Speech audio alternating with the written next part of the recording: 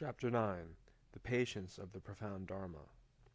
Then the Bhagavan said to the youth Kandraprabha, Young man, Bodhisattva Mahasattvas who wish to quickly attain the highest complete enlightenment of perfect Buddhahood, and liberate all beings from the ocean of existence, should hear this king of Samadhis, in which the equality of the nature of all phenomena is revealed, which is praised by all the Buddhas, and is the mother of the Tathagatas.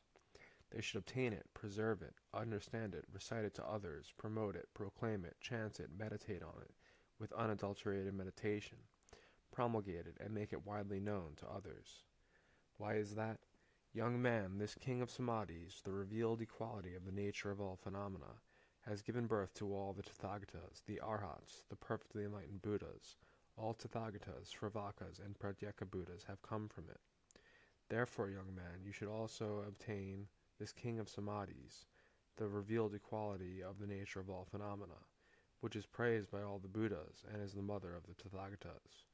It has been said, Therefore, those who wish for enlightenment and Buddhahood, and to liberate beings from the ocean of existence, should obtain this sutra, praised by the Buddhas, and then sublime enlightenment will not be difficult to attain. Then the Bhagavan said to the youth Kandraprabha, Young man, Bodhisattva Mahasattvas who wish to quickly attain the highest complete enlightenment of perfect Buddhahood should become skilled in the patience of profound Dharma. Young man, how do Bodhisattva Mahasattvas become skilled in the patience of profound Dharma? Young man, Bodhisattva Mahasattvas should know that all phenomena are like illusions. They should know that all phenomena are like dreams, like mirages, like echoes, like optical illusions, like the moon on water, like hallucinations, like reflections, and like space. Young men, when Bodhisattva Mahasattvas know that all phenomena are like illusions, they are skilled in the patience of profound Dharma. Those who have the patience of profound Dharma have no desire for any phenomenon that causes desire, have no anger toward any phenomenon that causes anger, and have no ignorance regarding any phenomenon that causes ignorance. Why is that? It is because they do not see that phenomenon. They do not perceive that phenomenon. They do not see the phenomena, and they do not perceive the phenomena of that which is desired. The desire, or the desirer, that which angers, the anger, or one who is angry, nor that of which one is ignorant, the ignorance, or the one who is ignorant. Because they do not see and do not perceive these phenomena, they have no desire, they have no anger, they have no ignorance. Their minds do not regress, and they rest in meditation. They are without conceptual elaboration. They have crossed over to the other side. They have reached dry land. They have reached safety. They have attained freedom from fear. They have correct conduct. They have knowledge. They have wisdom. They have merit. They have miraculous powers. They have memory. They have intelligence. They have realization. They have a sense of modesty. They have stability. They have bodhisattva conduct. They have the austerity of the disciples of mendicancy. They are unblemished. They have nothing. They are arhats. Their defilements have ceased. They have no kleshas. They have power. Their minds are liberated. Their wisdom is liberated. They are thoroughbred stallions. They are great elephants. They have done what had to be done. They have accomplished what had to be accomplished. They have put down their burden. They have reached their goals. They have ended engagement with existence. They have liberated their minds through true knowledge. They are mendicants who have attained all the perfect, highest, complete powers of the mind. They are Brahmins. They are Snatakas. They are masters of the Vedas. They know the Vedas. They are Shrotiyas. They are children of the Buddhas. They are children of the Sakya. They have crushed the thorns. They have not left the law behind. They have left the trench barrier behind. They have crossed over the trench barrier. They have extracted the splinters. They have no illness. They are big shoes. They are free from all bondage. They have been born as humans. They are good humans. They are supreme humans. They are great humans. They are human lions. They are human elephants. They are human stallions. They are human cart horses. They are human heroes. They are human strongmen. They are human flowers. They are human lotuses. They are human white lotuses. They are human tamers. They are human moons. They are extraordinary humans. They are stainless humans. Then the Bhagavan, in order to give this Dharma teaching on entering the patience of profound Dharma, recited these verses. At one time a world appears, and later the entire world becomes space. As it was before, so it is afterward. Know that all phenomena are like that. All that there is in this world later dissolves into the mass of water below. As it is below, so it is above. Know that all phenomena are like that. Just as in a completely cloudless sky, in an instant a mass of clouds appears. From where did they first originate? Know that all phenomena are like that. If you think of a Tathagata who has passed into nirvana, his image will appear in your mind. As he was before, so he is afterward. Know that all phenomena are like that. When a person sees a mass of foam that is carried along in a river and examines it, they see that it has no essence. Know that all phenomena are like that. When large drops of rain fall, there appear separate bubbles of water. They vanish as they appear. The bubbles have no existence. Know that all phenomena are like that. When a letter is sent to another town, with news of the good or bad that has been done, a voice does not accompany the letter. Know that all phenomena are like that. When a man is intoxicated from alcohol, he perceives the ground to be spinning, but the earth is not moving or shaking. Know that all phenomena are like that. A woman sees her beautiful face on the surface of a mirror or a bowl of oil. The fool feels passion for it, and runs in search for the desired. The face was not transferred there. The face will never be found in the reflection, and yet fools have desire for it. Know that all phenomena are like that. Just like optical illusions and fata morganas, just like dreams and just like illusions, when their attributes are meditated on, their nature is empty. Know that all phenomena are like that. When the moon is in a clear sky, its reflection appears on the sea, but the moon has not moved on to the water. Know that all phenomena are like that. A man who is inside a canyon sees no one but hears the echoes of singing, speaking, and laughter. Know that all phenomena are like that. Echoes are produced by songs, music, and weeping, but the song that is heard does not exist. Know that all phenomena are like that. Although pleasures are enjoyed in a dream, when the person awakes they are not to be seen. The fool, though, becomes attached to those pleasures. Know that all phenomena are like that. A magician causes forms to appear, creating horses, elephants, chariots, and so on. But though they appear, they do not exist at all. Know that all phenomena are like that. In a young woman's dream, she gives birth to a son and then sees him die. She is happy when he's born and sad when he dies. Know that all phenomena are like that. In the night, the reflection of the moon appears on clear, undisturbed water, but it is empty of a moon and there is nothing to grasp. Know that all phenomena are like that.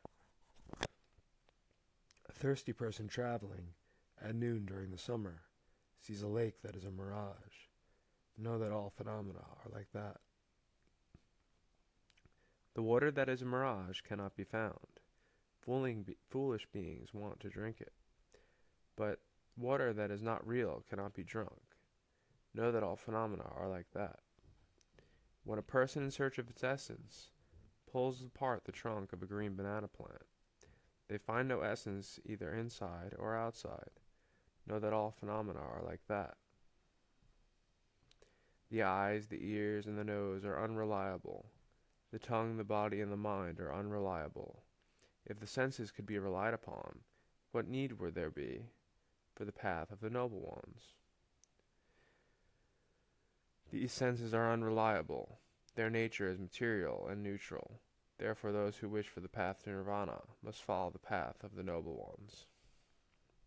If one examines the body back into the past, there is no body and no conception of a body. When there is no body and no conception of a body, This is called the lineage of the non-composite. There are no phenomena in the phenomena of nirvana, for it is non-existent. For if it is non-existent, there can never be an existence. Those who conceptualize teach existence and non-existence, but practicing in that way will not bring an end to suffering. Existing, not existing, and both are extremes.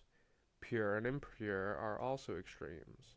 Therefore, rejecting both extremes, the wise do not even remain in the middle. Existing and not existing are in conflict. Pure and impure are also in conflict. When there is conflict, suffering cannot be ended. When there is no conflict, suffering ceases. When fools speak about remaining in mindfulness, they become proud, saying, "I have witnessed it in my body." But those who have witnessed it in their body have no pride. They are those who are freed from all such pride. When speaking of the four dhyanas, the foolish claim they can experience dhyana, but those who know and realize that dhyana is without kleshas or pride reject such arrogance. When speaking of the four truths, the foolish say that they see the truth, but there is no pride when the truth is seen. The Jina taught the truth that is without pride. Do not be proud of maintaining correct conduct. Do not become proud through listening to the Dharma. When those with little wisdom become proud, that is the root of increasing suffering. The world's guide, the omniscient one, taught that pride is the root of suffering. To be puffed up with pride makes suffering grow.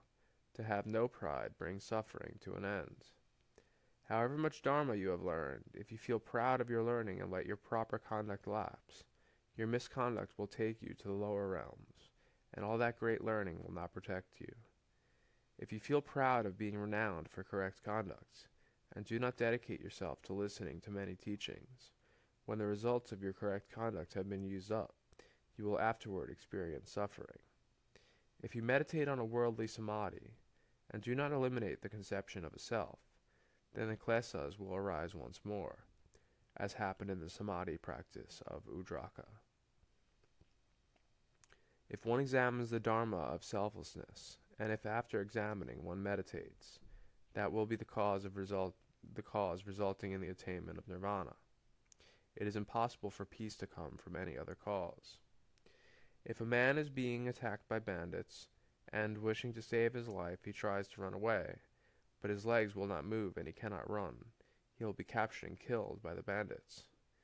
In the same way, a stupid person without correct conduct may try to escape from composite phenomena, but without correct conduct he is not able to flee, and will be killed by old age, illness, and death. Just as many thousands of savages do you harm in various ways, the klesas will in many ways, like savages, destroy that which is good. Those who have understood that the skandhas to be without a self, even if insulted or beaten, will not be dismayed. They will not fall under the power of the klesha demons. Those who know emptiness will never become agitated. Many people teach the emptiness of the skandhas, but have not understood that selflessness. When those who have not understood are contradicted by others, they will be overpowered by anger and speak harsh words. There was a man who was ill and suffering physically.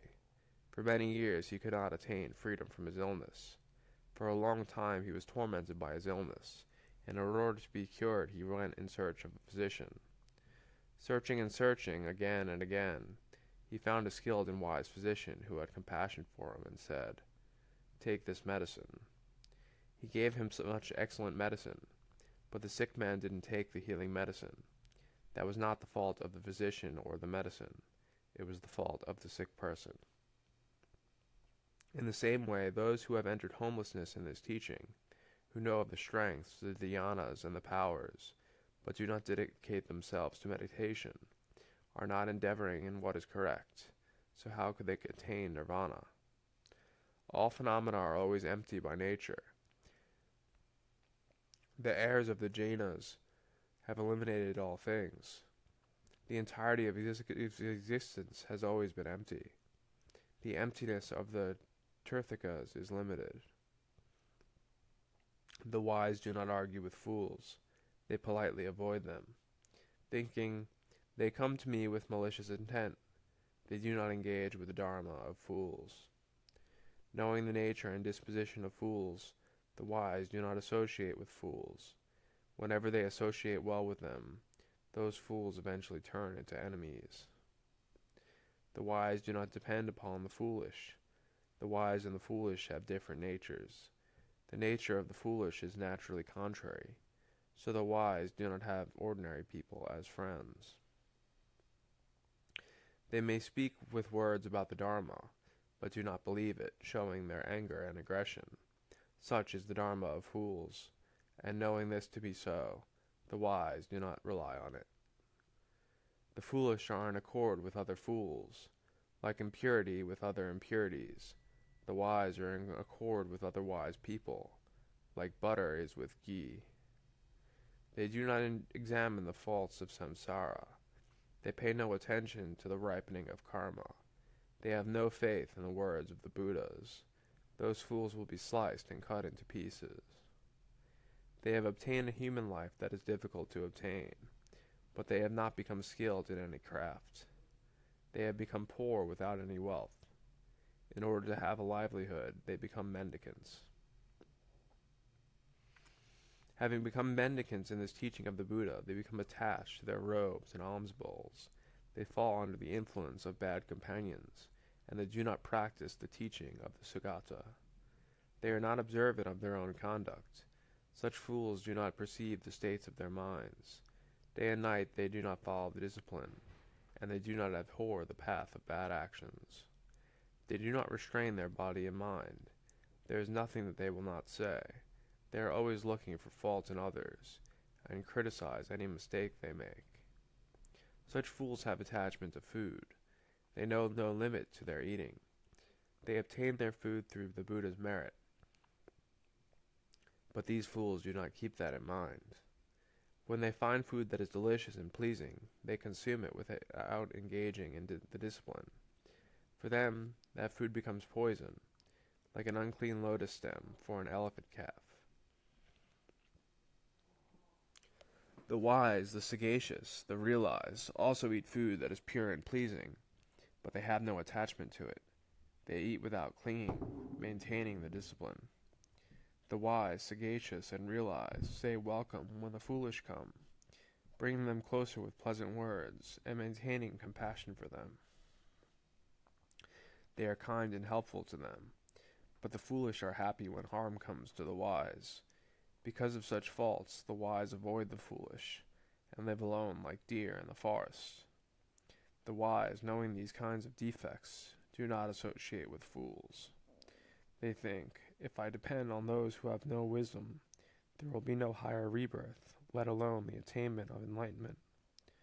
The wise reach enlightenment by putting into practice the samadhi of dwelling in love, of dwelling in compassion, of acting with joy, and with constant equanimity toward all existences. They attain the enlightenment that is peace, free of misery. They perceive beings afflicted by illness and aging. They have compassion toward them, and give them the teachings of ultimate truth. Who can know the true nature of the jinas, and the truth of the sagatas, which is beyond description? It is they who hear this kind of dharma, and attain the immaterial patience of the noble ones. Conclusion of the 9th chapter. The patience of the profound dharma.